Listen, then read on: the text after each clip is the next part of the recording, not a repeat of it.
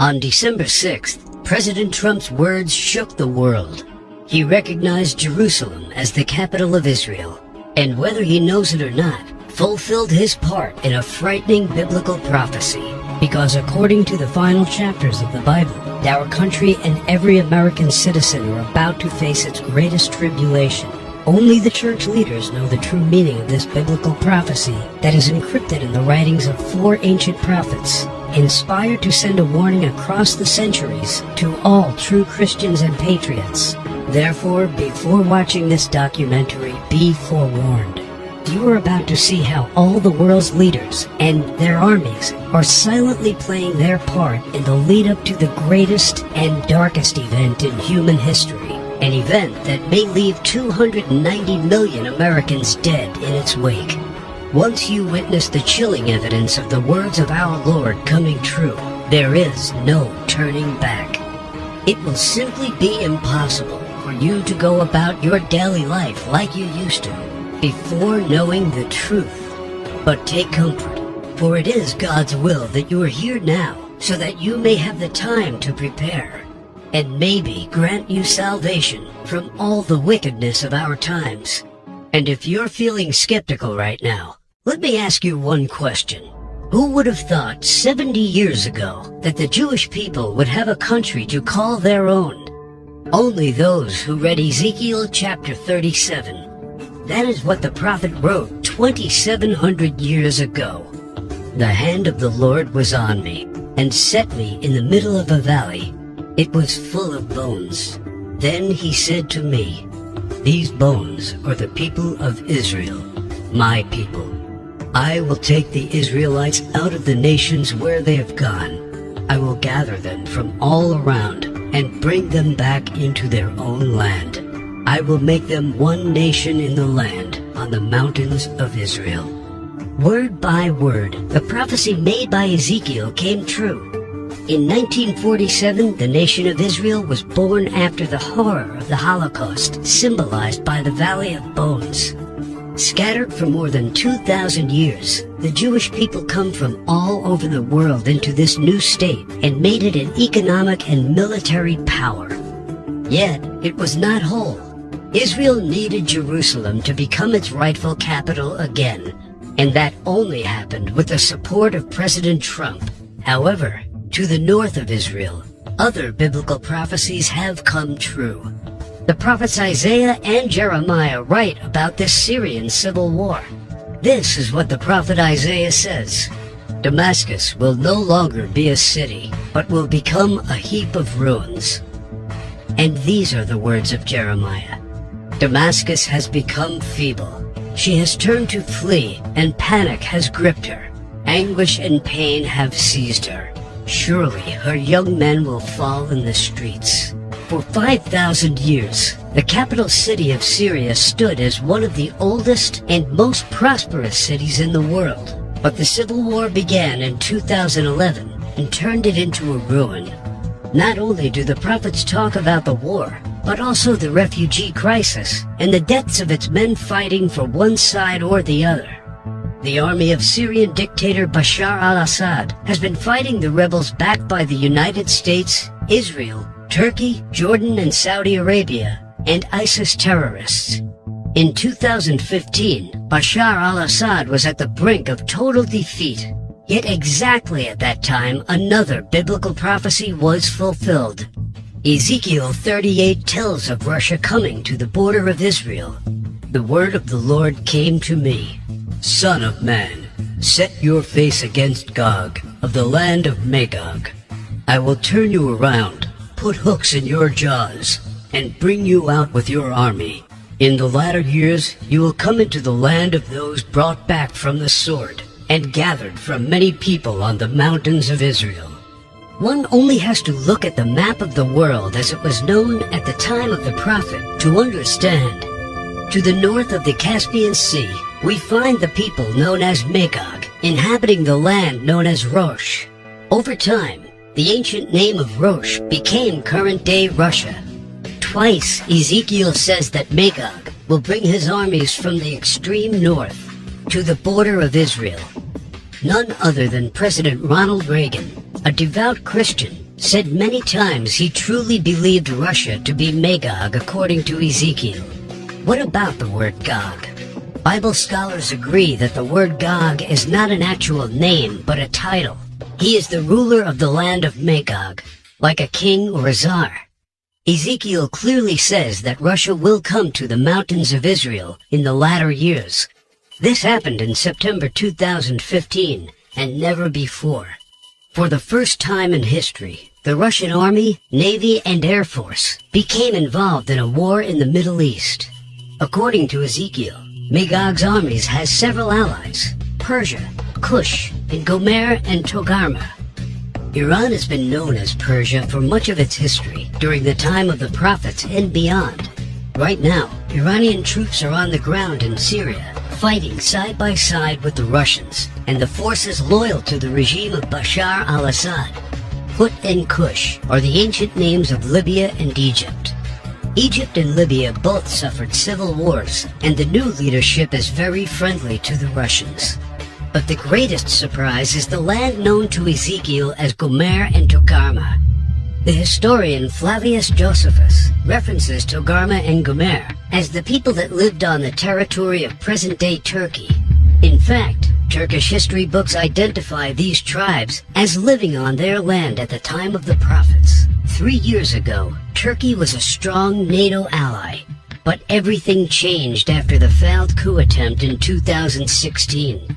Now, Turkey has become increasingly hostile to NATO and the United States. It forced NATO to remove forces from its bases. It's buying weapons from Russia. It fully condemned the idea of Jerusalem becoming the capital of Israel. And in fact, right now, the Turkish army is in Syria, fighting to defeat the enemies of the Syrian dictator. The End Times Alliance, prophesied in the first verses of Ezekiel chapter 38, has already been formed. Never in the history of mankind has there been an alliance between Russia, Iran, and Turkey. Now, one final prophecy needs to be fulfilled before the start of World War III. We saw how Jeremiah predicted the destruction of Damascus in chapter 49, but there is one more thing he wrote about that has not happened yet. And I will kindle a fire in the wall of Damascus, and it shall consume the palaces of Ben-Hadad. Ben-Hadad is not an actual person, but a title. Just do one simple search online, and you will discover that Ben-Hadad is the ruler of Aram Damascus. While it is clear that Bashar al-Assad is the current ruler of Damascus, Aram is a region in Syria now known as Aleppo. The city of Aleppo was just recently recaptured by the regime of Syrian President Bashar al-Assad with the help of Iran and Russia. And Jeremiah says that soon his palace will be burning. How does this happen? Look no further than the headlines of recent months, and you see time and time again Israel calling for the assassination of the Syrian dictator. Isaiah also writes about the end of Syria's dictator. The fortified city will disappear from Ephraim, and royal power from Damascus. This is the spark that ignites World War III. Ezekiel chapter 38 states that 2/3 of Israel will be destroyed in this coming war, and those left in the Holy Lands will face grief and pain and hardship. So, what happens to the United States? Will we not help Israel at its darkest hour? To answer this question, we must first find the United States in biblical prophecy. John the Apostle in the book of Revelation, and Jeremiah and Isaiah talk about another end times nation in their writings. A nation called Babylon, or Mystery Babylon. The name is deeply symbolic. Ancient Babylon was a city made great by people who came from all parts of the ancient world, just like immigrants helped make the United States the world's only superpower. And because the prophets didn't know of the existence of the North American continent at the time of the visions, they called it Mystery Babylon. Some say biblical Babylon refers to ancient Iraq. But if that is true, why do the prophets see it as a nation surrounded by waters? O thou that dwellest upon many waters, abundant in treasures, where all who had ships on the sea became rich through her wealth. While biblical Babylon has plentiful access to waters rich in resources, most of Iraq is a desert and has only a narrow stretch of coastline. Why do the prophets talk about pollution when in ancient Iraq there could be no such thing? Thou hast destroyed thy land. I have polluted mine inheritance, and have given them into thine hand. Babylon mounts up to heaven, and ascends above the heights of the clouds. These metaphors clearly reference a nation that has discovered flight. It is obvious that Babylon, or Mystery Babylon, can't be ancient Iraq. But the prophets have more to say about this end times nation. Babylon is hailed as a queen among nations, the lady of kingdoms. According to the prophets, Babylon reigneth over the kings of the earth. It is the praise of the entire earth, and an astonishment among the nations. It is a place of great riches, and the merchants of the earth are waxed rich through the abundance of her delicacies. In fact, the prophets say clearly that should something happen to Babylon, all worldwide trade would stop. The merchants of the earth will weep and mourn over her, because no one buys their cargoes anymore. It is the #1 military power, and it's called the hammer of the whole earth. Isaiah in verse 18 chapter 2 talks about how Babylon's beginning would be unique and awe-inspiring. America was created out of the former British colonies, a nation made out of many states just like the prophets foretold. Our ancestors were the first British colonists, and we speak their language. That's the reason why Jeremiah sees England like a mother to the U.S., according to verse 50 chapter 12. More so, the prophets talk about the lion that is on the sigil of the mother of Babylon. England uses the lion as its royal symbol. The last crew the prophets left us is incredibly accurate. The scripture often refers to Babylon as a woman. According to the book of Revelations, she sits atop water and has a golden cup in her right hand and a crown of 7 rays on her head. And the woman which thou sawest in that great city, which reigneth over the kings of the earth. The United Nations, in theory, reigns over all the kings of the earth, and is situated in New York, the great city where you can see the Statue of Liberty. The statue is the most well-known landmark in the U.S., and the symbol of Babylon the prophets are referring to in their clues. So why, then, are they also calling it the Whore of Babylon? The sculptor of the Statue of Liberty was Auguste Bertoldi, a Mason belonging to the Great Masonic Lodge in Paris. Before beginning the Statue of Liberty project, Bertoldi was seeking commission to construct a giant statue of the goddess Ishtar. The Romans also adopted this fertility goddess, but they changed the name to Libertas in Latin, Liberty in English. Libertas is the mythological equivalent of Ishtar. Therefore, the Statue of Liberty is in fact a statue of Ishtar, the Babylonian goddess of fertility, love, and sex. According to the ancient Babylonian rituals, one could only be purified of sin after intercourse with a temple priest or priestess of Ishtar. In return for this salvation, a gift offering was needed. Ishtar was the patron mother of the temple priestesses and priests. She was the mother of what we would call today prostitution. This is why Ishtar was seen by early Christians as the Whore of Babylon. And that is why the Statue of Liberty, the symbol of America, is also called by the prophets the Whore of Babylon. Do you think it is just a coincidence that the U.S., the home of the greatest and most famous statue of Ishtar, provides 65% of pornographic movies and adult entertainment to the world? Is it just another coincidence that this is the country where sexual liberation originated and spread to the rest of the world? It's not.